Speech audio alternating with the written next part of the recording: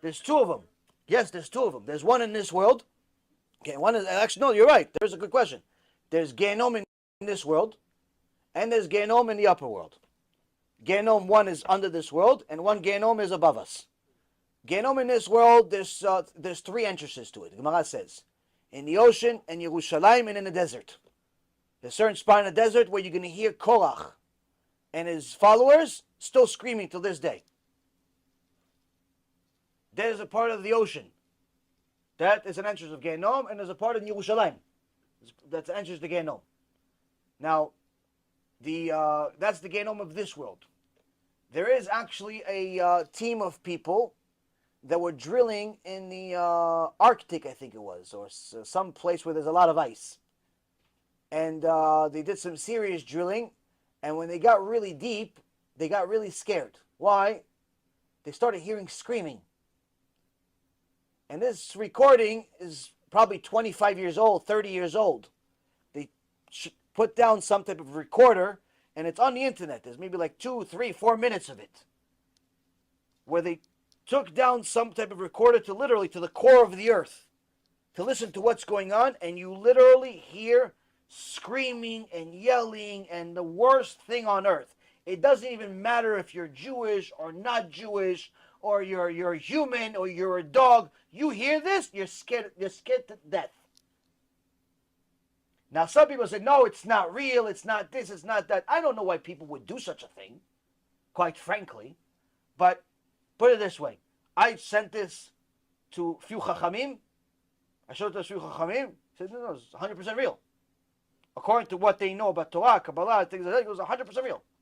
That's the thing, that's the spot, that's the this. Like, according to people that actually know, 100% real. No questions. Like, there's a, yeah, what's the question? What, you give us a chidush? We know about this. So, there is a Genom here. There is actually Gan Eden here also.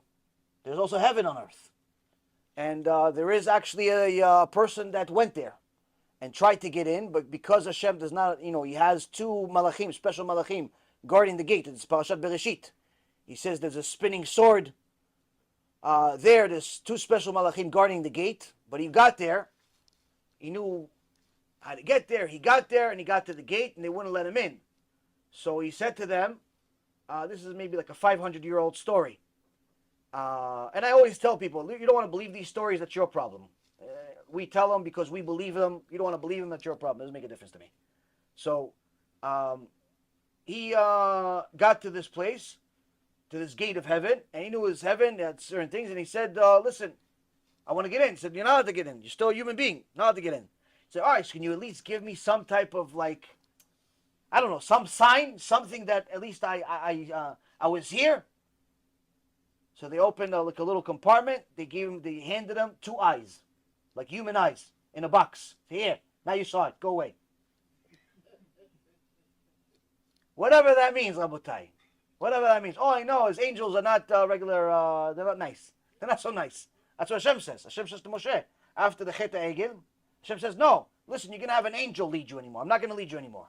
But just make sure, don't mess with this angel. I'll kill all of you in a second. That's what he says in the Torah. After you'll read in the Torah. After the original sin of the golden calf, Hashem says, I don't want to lead you anymore. I'm going to have an angel lead you. But just so you know, if you mess with this angel, he's going to kill all of you. Without mercy. There's no sense of mercy in him.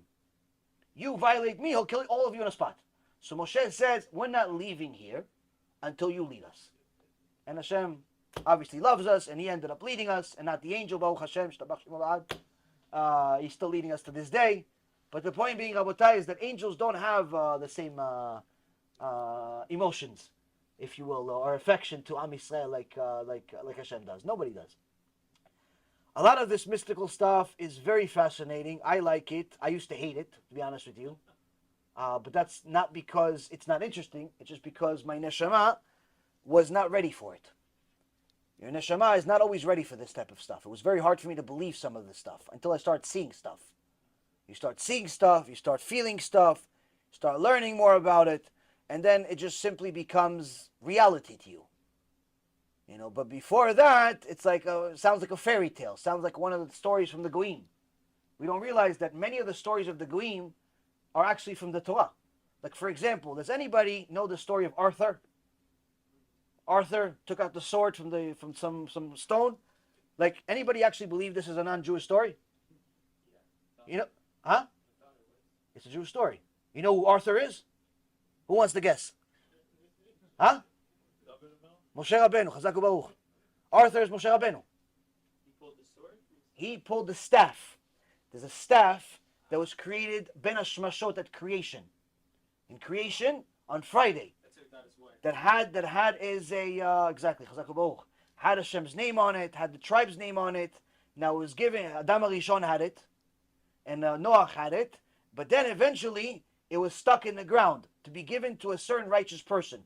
Now it was in Midian, and Yitro saw this beautiful staff that was 674 pounds, according to the 10 amot, which is 20 feet, and 674 pounds, according to Midrash Me'am Loez, of the blue stone, like ruby stone, or something similar to a ruby stone. So, huge thing, 20 feet long, and was stuck in the ground. And Yitro saw it, it was in his land, and he said, anyone that could take this thing out, I'll give him any one of my daughters. And his daughters were beautiful. All of the Giburim, all of the heroes from different places around the world tried to come get it, but nobody got it. Nobody was able to get it out of the ground. Then one day, Tzipora, the daughter of Yitro, tells Yitro, her father, Abba, what's happened to that guy that you put in jail 10 years ago? Because when we have in the Torah that Moshe came to Midian, and then he met Tzipora, and then he met Yitro. But there's a midrash that says there's a behind the scenes. When actually Moshe met Yitro, he told him, who are you? You're an Egyptian? Because he dressed like an Egyptian. He says, no, I actually used to be in Egypt, but I ran away from there. He says, why? He says, because I killed an Egyptian. Now Yitro, even though he was an idolater, he was a man of truth. He says, oh, you killed somebody? You get the death penalty. So he put him in a jail, closed it, threw out the keys. Let him die. Now Tzipora had mercy on him because he saved her life, so every day she would sneak in and give him food and water. So after 10 years of being in the cell, she tells her father one day, Abba, why don't we check on this prisoner that you put in jail? He says, he died probably 10 years ago. I didn't feed him.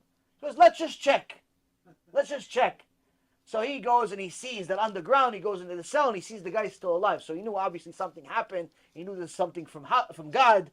So he released him. He said, okay, you're going to work for me. So they started walking on the land, the Midrash says. Started walking on the land, him, Tzipora, and Yitro. And they passed by this huge staff that was stuck on the ground. That was practically like a tree. And Moshe Rabbeinu was also a big guy. You know, like I told you, he was also 20 feet tall.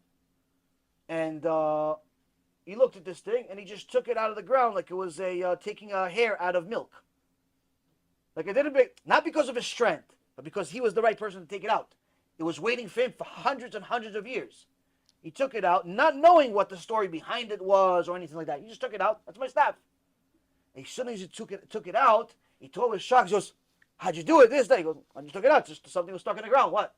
He goes, well, listen, I'm a man of truth, and I promise that whoever takes this thing out can have any one of my daughters. So Moshe says, oh, I want this one. Tzipora is her name. And that's how Moshe Rabbeinu took the hand of Tzipora. But that's also how the Goyim, Imach Shimams, that stole our stories and put their fake names on them, got their story of Arthur and made a cartoon out of it. They should give us copyright. They should give us some royalty for stealing our stories. Tzipora wasn't Jewish, though. Nobody was Jewish until Al Sinai. There was no concept of Judaism. There was no Judaism at that point.